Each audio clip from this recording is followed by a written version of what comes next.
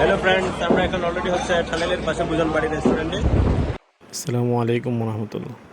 এইবার ঈদের ভিতরে বন্ধুদের নিয়ে ঘুরতে আসলাম ফার্কি বিচে, আনোয়ারা থানার অন্তর্গত।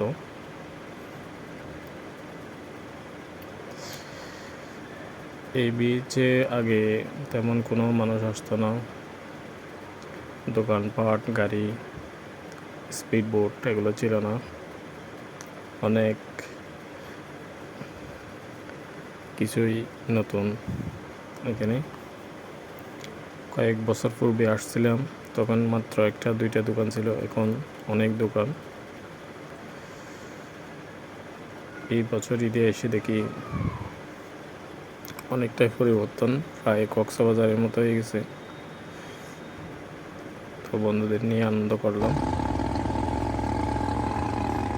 একটা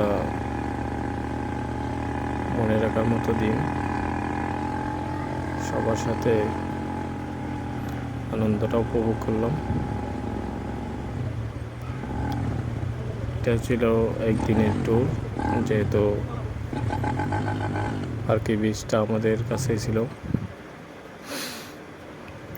এরপর সন্ধ্যায় আবার চলে আসলাম ভোজন বাড়িতে, সবাই নাস্তা করলাম একসাথে।